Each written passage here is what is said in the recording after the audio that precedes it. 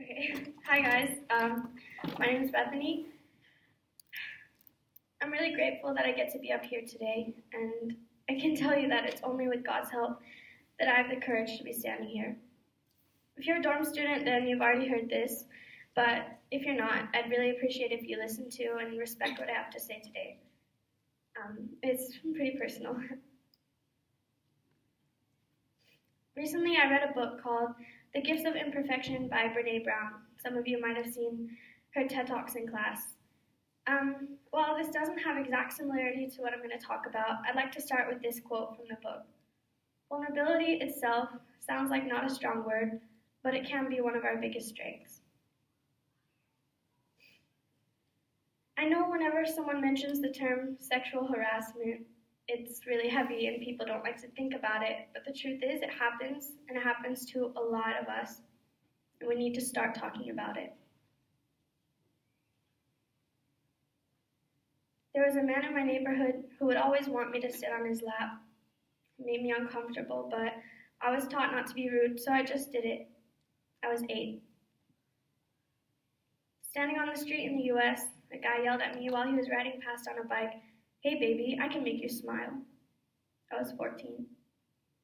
When I was in KL, a taxi driver, probably around his mid-30s, tried to kiss me while I was just walking across the street, barely missed. What would have happened if I had gotten in his taxi? Just a few days later, while I was standing in the mall, a guy reached over, touched my chest, and then just walked away. In both of these situations, I was 17. These are just a few examples of things that happened to me, and most likely a lot of the girls here. These don't include all the pictures taken of me, inappropriate comments, or amount of catcalls I get, even walking to lunch.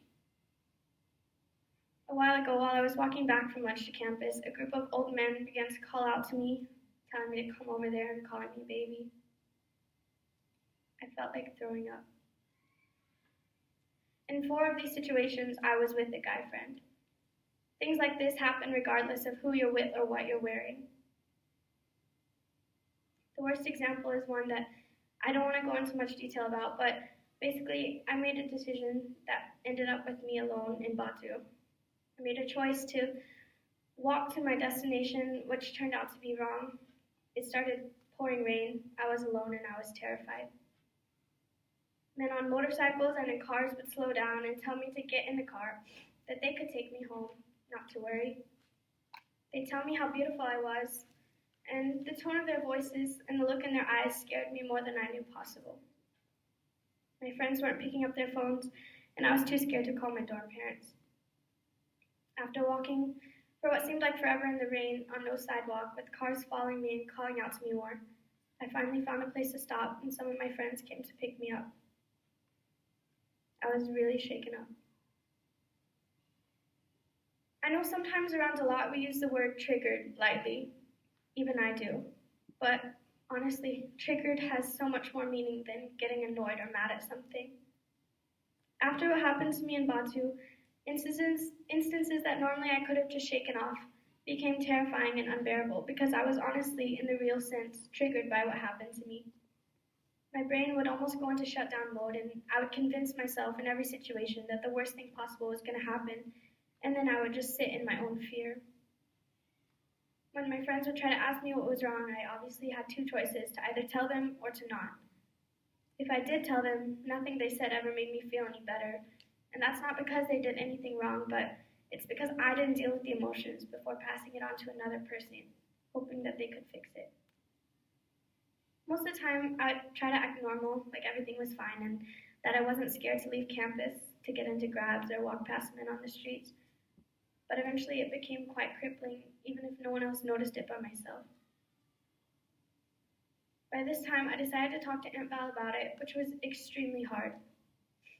My brain was tricking me, telling me that it wasn't that big of a deal, and if I told people, they wouldn't really care anyway. But I decided it was worth a chance, and so I told her. And guys, no matter how scared you are or how little you think a problem is, telling an adult you trust can make a world of a difference. I know it sounds cheesy, but some stuff we just can't do alone. Aunt Val told me that there were a lot of resources I could take advantage of. She pointed me in the direction of Mrs. Stewart, who does some counseling, life training stuff here. To be honest, I was pretty wary at first because I tried some counseling things before and hadn't found them all that effective. So I kind of came in with the guard up, pretending that I was more okay than I actually was.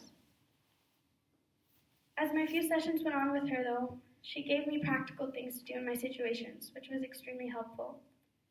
It was like an outside voice with not too much emotion was helping me see it practically rather than emotionally. Although there were times she helped me work through the emotional part of the problem, what I needed much more help on was the practical things. Things as simple as breathing exercises and thinking through the logic of what was happening in that situation helped me so much. One really thing that I had to learn how to do was forgive. The hardest part about this is that I know that those guys were not looking for forgiveness.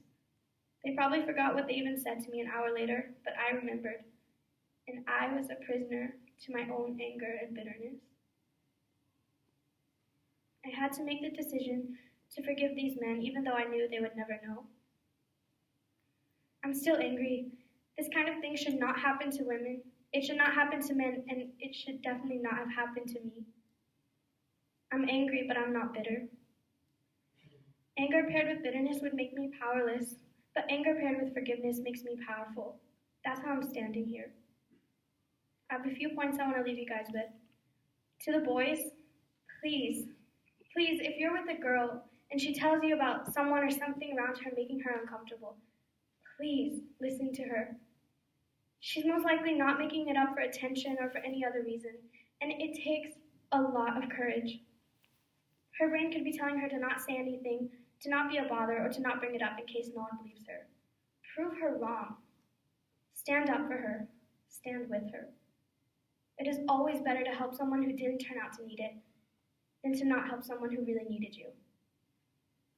Also, be conscious of the kinds of jokes you make. You never know when it could actually really trigger someone. Apparently, it's easy and a lot to say, that test just raped me. But real people have been raped, and not by tests or in video games. It's not a joke, and should never be treated like one. To the girls, unfortunately, this kind of thing seems like it's unavoidable.